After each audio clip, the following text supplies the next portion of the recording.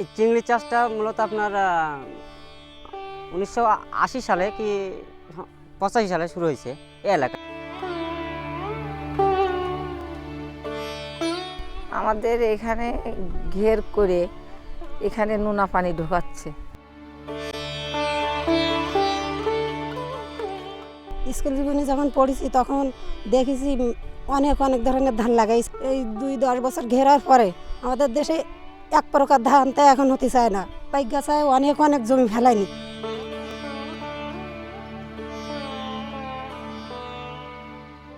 গ্রামে মনে করেন এক প্রকার সর্ষে বা সব শাকসবজিতে প্রত্যেকটা বাড়ি ঘরে ভরা ছিল। এমন কোনো বাড়ি ছিল না যে বাড়িতে গাছপালা ছিল না। বিভিন্ন ফলের গাছ ছিল, কলা গাছ ছিল, বিভিন্ন করে আম গাছও ছিল।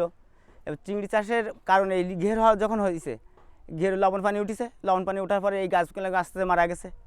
মারা যে এখন এই গ্রাম একেবারে ধুলিশূন্য হয়ে গেছে, গাছপালা এখন নেই বললেই চলে।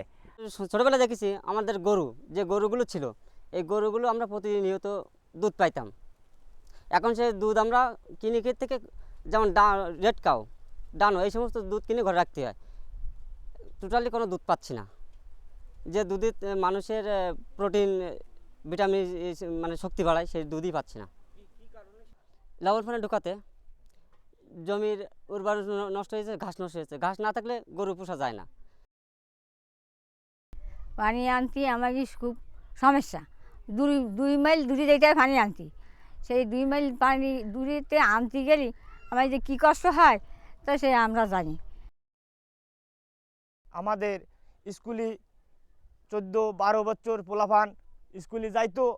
এখন সেসব ছেলেমেলে অভাবের কারণে তাদের ঘেরে কাজকর্ম করতে যে 10 টাকা ঘন্টা হলে সে 14 বছর পোলাপানের 8 টাকা ঘন্টা দেয়।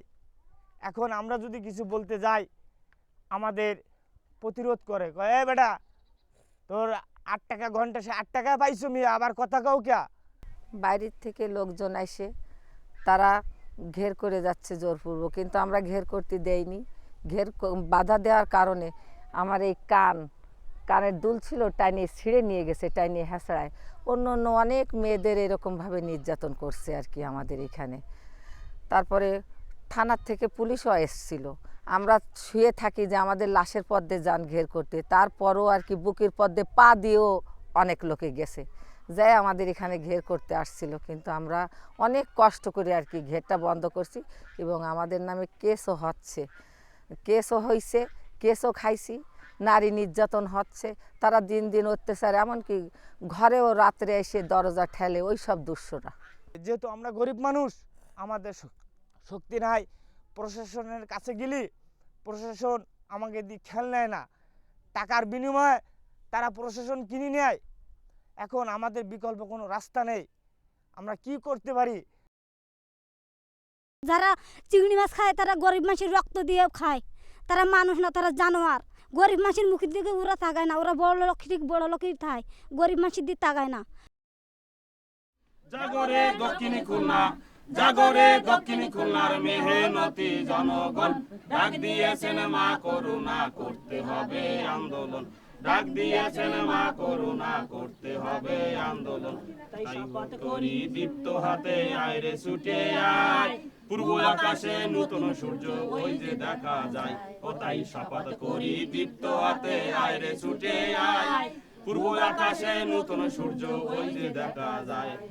জোট বাঁধো ভাই, লড়াই করো, ঠেকাও চিংড়ি চাষ, সোনার ফসল ফলাও খেতে পুরাও মনের আশ। জোট বাঁধো ভাই, লড়াই করো, ঠেকাও চিংড়ি চাষ, সোনার ফসল ফলাও খেতে মুরাও মনের আশ। কেউ করতে এলে চিংড়ি চাষ, করতে এলে চিংড়ি চাষ, প্রতিরোধের করো বন। ডাক দিয়েছেন মা করুণা, করতে হবে আন্দোলন। ডাক দিয়েছেন মা করুণা, করতে হবে আন্দোলন। জাগরে দক্ষিণী খুলনা, জাগরে দক্ষিণী খুলনার মেহনতি জনগণ, ডাক দিয়েছেন মা করুণা, করতে হবে আন্দোলন। ডাক দিয়েছেন মা করুণা, করতে হবে আন্দোলন। ডাক দিয়েছেন মা করুণা, করতে হবে আন্দোলন।